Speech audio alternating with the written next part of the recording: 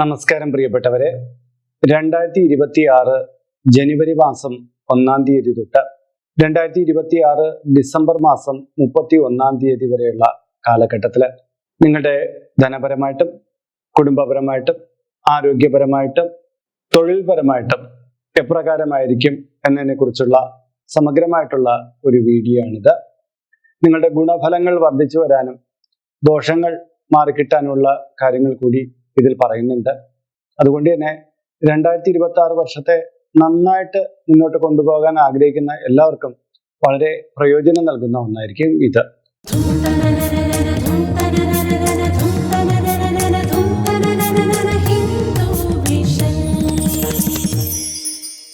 നമസ്കാരം, ഞാൻ RJ ഹരിചന്ദന മഠം.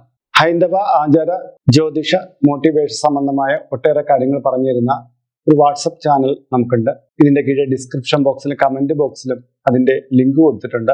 അതിലൂടെ ആ ചാനൽ ജോയിൻ ചെയ്താൽ നിങ്ങളുടെ പിറന്നാളിന്, നിങ്ങളുടെ കുടുംബ അംഗങ്ങളുടെ പിറന്നാളിന് സൗജന്യമായിട്ട് പുഷ്പാഞ്ജലി അർച്ചനകൾ നടത്തി കിട്ടുന്നതാണ്.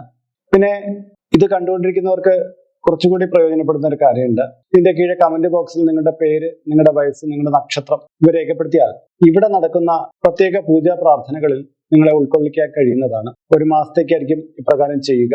കൂടുതലായിട്ട് വേണമെന്നുള്ളവർ ഇനി തൊട്ട് ഇതിൽ അപ്ലോഡ് ചെയ്യുന്ന എല്ലാ വീഡിയോകളുടെ കീഴെയും നിങ്ങളുടെ ഡീറ്റെയിൽസ് ഇപ്രകാരം കൊടുത്താൽ മതിയാകും. അതിനായിട്ട് ഇതുവരെയും നിങ്ങൾ ഈ ചാനൽ സബ്സ്ക്രൈബ് ചെയ്തിട്ടില്ലെങ്കിൽ അത് ചെയ്യാനും ഈ വീഡിയോ ഒന്ന് ലൈക്ക് ചെയ്യാനും താല്പര്യപ്പെടുന്നു.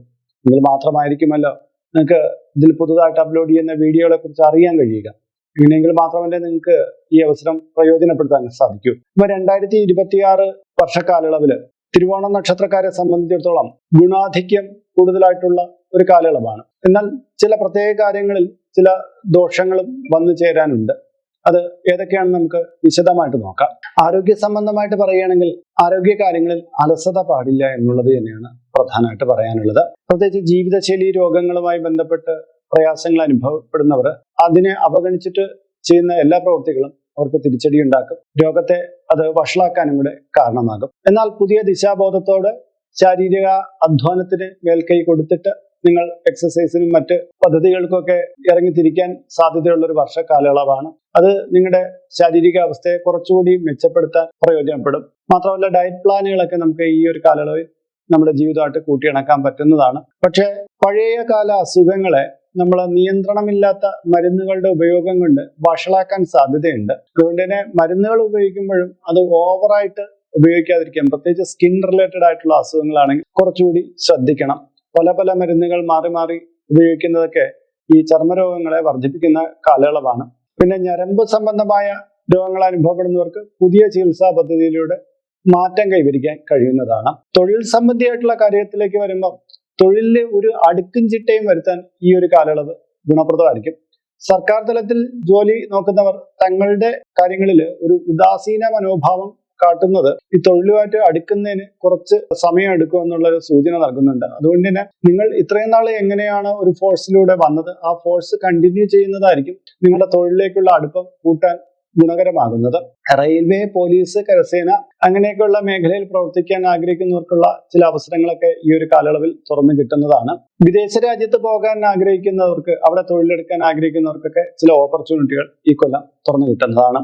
കുടുംബപരമായിട്ട് നോക്കുമ്പോൾ കുടുംബത്തിനകത്തുണ്ടായിരുന്ന അസ്വസ്ഥതകൾ കുറച്ചു കൊണ്ടുവരുവാനുള്ള മാർഗങ്ങൾ അവലംബിക്കും. പുതിയ വീട് നിർമ്മിക്കാൻ ആഗ്രഹിക്കുന്നവർക്ക് അതിനുള്ള അവസരം ഉണ്ടായി വരുന്നതാണ്. ചില ഏറ്റെടുക്കലുകൾ ഗുണപരമായിട്ട് മാറുന്ന കാലയളവാണ്. ചില ഉത്തരവാദിത്തങ്ങൾ കൂടുതലായിട്ട് നമ്മൾ ചുമലിൽ വയ്ക്കാൻ ശ്രമിക്കുന്നത് നമ്മുടെ സാമ്പത്തികപരമായിട്ടുള്ള അടിത്തറയെ ബാധിക്കും എന്നുള്ളത് കൊണ്ട് കുറച്ചുകൂടി ശ്രദ്ധ വയ്ക്കണം. വീട്ടില് പ്രായാധിക്യമുള്ള ആൾക്കാരുടെ ആരോഗ്യ കാര്യങ്ങളിൽ ആശങ്ക ഉണ്ടാകാൻ സാധ്യതയുണ്ട് എന്ന് കാണുന്നുണ്ട്.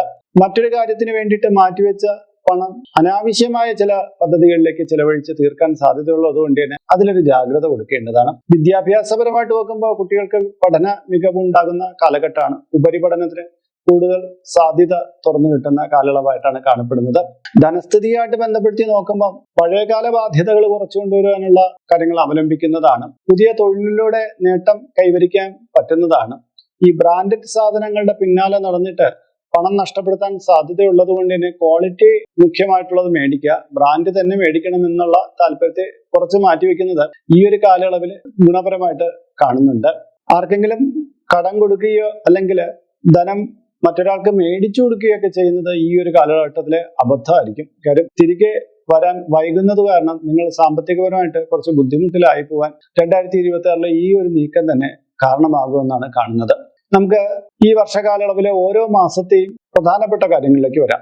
ജനുവരി മാസത്തിൽ പുതിയ തുടക്കങ്ങൾ ഉണ്ടായി വരുന്നതാണ്. ഇത്രയും നാള് അലസമായിട്ട് പൊയ്ക്കൊണ്ടിരുന്ന തൊഴിലില് അല്ലെങ്കിൽ ബിസിനസ്സിലൊക്കെ പുതിയൊരു ഉണർവ് വരാൻ ഈ ഒരു കാലയളവ് കാരണമാകും. പ്രണയം വിവാഹത്തിൽ എത്തിച്ചേരാനുള്ള തീരുമാനങ്ങളൊക്കെ കൈക്കൊള്ളുന്നതാണ്. കുടുംബജീവിതത്തിൽ കാട്ടുന്ന ഉത്തരവാദിത്വക്കുറവ് തർക്കങ്ങൾക്ക് കാരണമാകും. ആരോഗ്യപരമായിട്ടുള്ള കാര്യത്തിൽ കുറച്ച് ശ്രദ്ധ വയ്ക്കേണ്ടതാണ്. സന്താനങ്ങളുമായി ബന്ധപ്പെട്ട് ചില രോഗാവസ്ഥകൾ ഉണ്ടായി വരുന്നതാണ്. പഠനവുമായി ബന്ധപ്പെട്ട് യാത്രകൾ ചെയ്യേണ്ടി വരുന്ന കാലഘട്ടമായിരിക്കും. ഫെബ്രുവരി മാസത്തിൽ പുതിയ സംരംഭങ്ങൾക്ക് തുടക്കം കുറിക്കാൻ കഴിയുന്നതാണ്. സർക്കാർ തലത്തിൽ നിന്നുള്ള ആനുകൂല്യങ്ങൾ പ്രതീക്ഷിക്കാവുന്നതാണ്. ഉദരവൈഷമ്യങ്ങൾ ഉണ്ടായി വരുന്നതാണ്. ദീർഘദൂര യാത്രയിൽ കുറച്ചുകൂടി കരുതൽ പുലർത്തേണ്ടതാണ്. ആരോഗ്യപരമല്ലാത്ത സ്വഭാവശീലങ്ങൾക്ക് അടിമപ്പെടാതിരിക്കാൻ ശ്രദ്ധിക്കേണ്ടതാണ്. മാർച്ച് മാസത്തിൽ പരീക്ഷാ സംബന്ധിയായിട്ടുള്ള ഉത്ഭയം ഉണ്ടായി വരുന്നതാണ്. പുതിയ പ്രവർത്തനത്തിലൂടെ ധനമേന്മ ഉണ്ടാക്കുവാൻ ശ്രമിക്കുന്നതാണ്. വിദേശത്ത് നിന്ന് നാട്ടിലേക്ക് വരാൻ ആഗ്രഹിക്കുന്നവർക്ക് അതിനുള്ള അവസരം ഉണ്ടായി വരുന്നതാണ്. എഴുത്തുകാർ, മറ്റ് കലാപ്രവർത്തകർക്കൊക്കെ നേട്ടം കൈവരിക്കുന്ന കാലയളവായിരിക്കും. അനവസരത്തിലുള്ള വാക്പ്രയോഗം മൂലം ഏറ്റവും അടുത്ത ബന്ധു തന്നെ പിണങ്ങിപ്പോകാനുള്ള സാധ്യതയുണ്ട്. കരുതലോടെ വാക്കുകളെ പ്രയോഗിക്കുക. ഉദാസീനകരമായിട്ടുള്ള പ്രവർത്തനങ്ങൾ മൂലം പഴി കേൾക്കേണ്ടി വന്നേക്കും. തൊഴിലിൽ കുറച്ചുകൂടി ജാഗ്രത പാലിക്കുക. ഏപ്രിൽ മാസത്തിൽ ബന്ധുജനങ്ങളുടെ മംഗളകർമ്മങ്ങളിലൊക്കെ പങ്കുകൊള്ളാൻ സാധ്യതയുണ്ട്. തിരഞ്ഞെടുപ്പുകളിൽ വിജയം കൈവരിക്കാൻ കഴിയുന്നതാണ്. കലാ സാഹിത്യ മേഖലയിൽ ശോഭിക്കാൻ കഴിയുന്നതാണ്. ചർമ്മവുമായി ബന്ധപ്പെട്ട രോഗങ്ങൾ ഉണ്ടായി വരാൻ സാധ്യതയുണ്ട്. സമൂഹത്തിൽ ഉന്നത സ്ഥാനത്തുള്ള വ്യക്തികളുമായി പരിചയപ്പെടാനും ഈ കാലയളവ് ഗുണകരമാകും. മെയ് മാസത്തിൽ ശത്രുക്കളുടെ എണ്ണം വർദ്ധിച്ചു വരും. നമ്മുടെ പദ്ധതികൾ മറ്റുള്ളവരടുത്ത് പറഞ്ഞു നടക്കാതിരിക്കാൻ ശ്രദ്ധിക്കണം. വിലപ്പെട്ട ചില രേഖകളൊക്കെ നഷ്ടപ്പെട്ടു പോകാൻ സാധ്യതയുണ്ട്. കരുതലോട് കൂടിയിരിക്കണം. പണം എവിടെയെങ്കിലും ഇൻവെസ്റ്റ്മെന്റ് ഒക്കെ ചെയ്യാൻ ആഗ്രഹിക്കുന്നവർ ശ്രദ്ധയോടുകൂടി വേണം. ഈ സമയത്ത് ചില തട്ടിപ്പുകളൊക്കെ ഉണ്ടായി വരാൻ സാധ്യത കൂടുതലാണ്. വിദ്യാർത്ഥികൾക്ക് ഉപരിപഠനവുമായി ബന്ധപ്പെട്ട കാര്യങ്ങളിൽ ശോഭിക്കാൻ പറ്റും. ജൂൺ മാസത്തിൽ ചർമ്മരോഗങ്ങൾ, അലർജി രോഗങ്ങൾ ഇവ വർദ്ധിച്ചു വരാൻ സാധ്യതയുണ്ട്. പുതിയ ചികിത്സാ പദ്ധതികൾ ഫലം കാണുന്നതാണ്. പുണ്യസങ്കേതങ്ങൾ, വിനോദസഞ്ചാര കേന്ദ്രങ്ങളൊക്കെ സന്ദർശിക്കാൻ യോഗമുണ്ട്. കഴിഞ്ഞ കാലത്ത് ചെയ്ത നന്മയുള്ള പ്രവർത്തനങ്ങൾക്ക് ഈ കാലയളവിൽ അംഗീകാരം ലഭിക്കുന്നതാണ്. ജൂലൈ മാസത്തിൽ വീട്ടിലുള്ള ചിലർക്ക് ആരോഗ്യപരമായിട്ടുള്ള ബുദ്ധിമുട്ടുണ്ടാകും. ശ്വാസകോശ സംബന്ധമായ രോഗങ്ങളുള്ളവർ കരുതിയിരിക്കണം.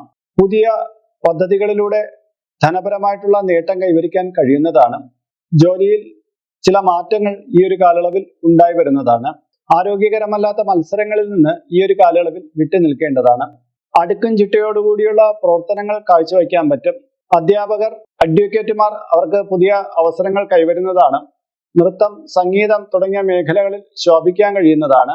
വായ്പ, ചിട്ടി മുതലായവ ലഭ്യമാകാൻ സാധ്യതയുണ്ട്. കുടുംബത്തിനകത്ത് ചില സമാധാനക്കേടുകൾ ഈ ഒരു കാലയളവിൽ ഉണ്ടായി വരുന്നതാണ്. ഓഗസ്റ്റ് മാസത്തിൽ പുതിയ ഗൃഹോപകരണങ്ങൾ സ്വന്തമാക്കാൻ സാധ്യതയുണ്ട്. ദീർഘകാലമായിട്ട് അകന്നിരുന്ന ബന്ധുജനങ്ങളെ കണ്ടുമുട്ടുന്നതാണ്. യാത്രയിൽ അലച്ചിലുണ്ടാകുന്ന മാസക്കാലയളവായിരിക്കും. കരാർ സംബന്ധമായ കാര്യങ്ങളിൽ ഒപ്പിട്ട് കൊടുക്കുമ്പോൾ ജാഗ്രത പാലിക്കണം. പുതിയ വസ്തു വാങ്ങാനോ വീട് വാങ്ങാനോ ഒക്കെ യോഗം ഈ ഒരു കാലയളവിൽ കാണുന്നുണ്ട്. സെപ്റ്റംബർ മാസത്തിൽ പുതിയ ബിസിനസ് പദ്ധതികൾ ആസൂത്രണം ചെയ്യുന്നതാണ്. ഓൺലൈൻ വഴിക്കുള്ള നേട്ടങ്ങൾ കൈവരിക്കാൻ കഴിയുന്നതാണ്. വിവാഹ പ്രായമെത്തിയിട്ട് വിവാഹം നടക്കാതിരിക്കുന്നവർക്ക് കല്യാണം വന്നു ചേരാനും അത് ഉറപ്പിക്കാനും സാധ്യത കാണുന്നുണ്ട്. സമൂഹത്തിൽ നിന്ന് ബഹുമാനാദി കാര്യങ്ങൾ ലഭ്യമാകുന്ന കാലയളവായിരിക്കും. ഒക്ടോബർ മാസത്തിൽ വിദ്യാർത്ഥികൾക്ക് സ്കോളർഷിപ്പ് അതുപോലെയുള്ള ബഹുമതികളൊക്കെ ലഭ്യമാകാൻ സാധ്യതയുണ്ട്. പരാജയപ്പെട്ടിടത്ത് നിന്ന് പുതിയ തിരിച്ചുവരവ് നടത്താൻ കഴിയുന്ന ഒരു കാലഘട്ടമായിരിക്കും. ഉത്തരവാദിത്വ ബോധത്തോടുകൂടി പ്രവർത്തിക്കുന്ന മൂലം കുടുംബത്തിനകത്തു നിന്ന് കൂടുതൽ സ്വീകാര്യത ലഭിക്കുന്നതാണ്. ആരോഗ്യ പരിരക്ഷകൾ ചെയ്യുന്നതാണ്. സന്താന ഭാഗ്യമില്ലാത്തവർക്ക് ആ ഭാഗ്യം കടാക്ഷിക്കുന്ന ഒരു കാലയളവും കൂടിയായിരിക്കും ഇത്. നവംബർ മാസത്തിൽ പ്രസാധകർക്ക് കാലം അനുകൂലമായിരിക്കും. പുതിയ പദ്ധതികളിലൂടെ വ്യവസായ മേന്മ ഉണ്ടാക്കിയെടുക്കാൻ കഴിയുന്നതാണ്. പിണങ്ങിയിരുന്ന വ്യക്തികളുമായിട്ട് ഇണക്കത്തിൽ ഏർപ്പെടാൻ കഴിയുന്നതാണ്. അയൽക്കാരുമായിട്ട് രമ്യതയാർന്ന സമീപനം പുലർത്താൻ പറ്റുന്നതാണ്. കാലുകളുമായി ബന്ധപ്പെട്ട ചില പ്രശ്നങ്ങൾ മാസാവസാന വാരത്തിൽ പ്രതീക്ഷിക്കാവുന്നതാണ്. ഡിസംബർ മാസത്തിൽ വീടുമായി ബന്ധപ്പെട്ട ചില പ്രവർത്തനങ്ങൾ കാഴ്ചവെക്കാൻ പറ്റുന്നതാണ്. വസ്തു സംബന്ധമായ കൊടുക്കൽ വാങ്ങൽ മുതലായവയ്ക്ക് ഈ ഒരു കാലയളവ് ഗുണകരമാകും. അഭിപ്രായം തുറന്നു പറയാനുള്ള വേദികൾ ധാരാളമായി ലഭിക്കുന്നതാണ്. നാസാരന്ധ്രങ്ങളുമായി ബന്ധപ്പെട്ട ചില പ്രയാസങ്ങൾ ഉണ്ടായി വരുന്നതാണ്. പുതിയ കാഴ്ചപ്പാടിലൂടെ സാമ്പത്തിക മികവ് കൈവരിക്കാൻ ഈ ഒരു കാലയളവിൽ കഴിയുന്നതാണ്. നഷ്ടപ്പെട്ടു എന്ന് കരുതിയിരുന്ന ചില കാര്യങ്ങൾ നമ്മുടെ കൈവെള്ളയിലേക്ക് മടങ്ങിയെത്താനും ഈ ഒരു കാലയളവ് ഗുണകരമായിരിക്കും. 2026 വർഷത്തിൽ നിങ്ങളുടെ പൊതുവായിട്ടുള്ള ഒരു ഫലങ്ങളാണ് ഇതിൽ പറഞ്ഞത്. ഇതിന്റെ ഗുണവശങ്ങൾ വർദ്ധിച്ചു വരാനും ദോഷങ്ങൾ കുറച്ചു കൊണ്ടുവരാനും ചില മാർഗനിർദ്ദേശങ്ങൾ കൂടി നൽകുന്നുണ്ട്. ശിവക്ഷേത്രത്തിൽ പിറന്നാൾ ദിവസം ജലധാര, പിൻവിളക്ക് ഇവകൾ കഴിപ്പിക്കുക.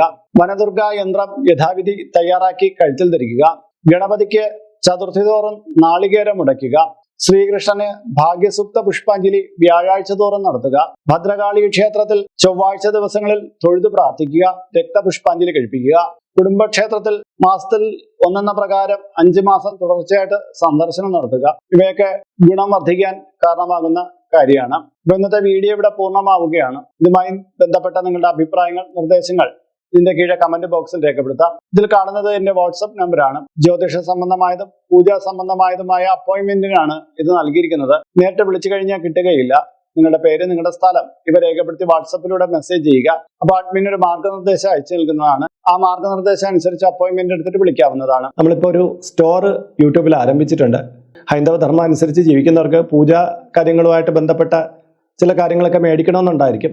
അപ്പോൾ അങ്ങനെയുള്ള കാര്യങ്ങൾ നിങ്ങൾക്ക് ഓൺലൈനായിട്ട് എടുക്കാൻ പറ്റുന്ന ഒരു സ്റ്റോറാണിത്. താല്പര്യമുള്ളവർക്ക് അതിൽ പോയിട്ട് അതിൻ്റെ വിലയൊക്കെ നോക്കിയിട്ട് നിങ്ങൾക്ക് താല്പര്യമുണ്ടെങ്കിൽ അതിൽ നിന്ന് മേടിക്കാവുന്നതാണ്. ഇങ്ങനെ നോക്കിയാൽ മതിയാകും. അപ്പോൾ മറ്റൊരു വീഡിയോയിൽ മറ്റൊരു വിശേഷമായിട്ട് വീണ്ടും കണ്ടുമുട്ടവരെ എല്ലാവർക്കും നമസ്കാരം. നിങ്ങളുടെ സ്വന്തം RJ ഹരിചന്ദ്ര മഠം. നമസ്തേ.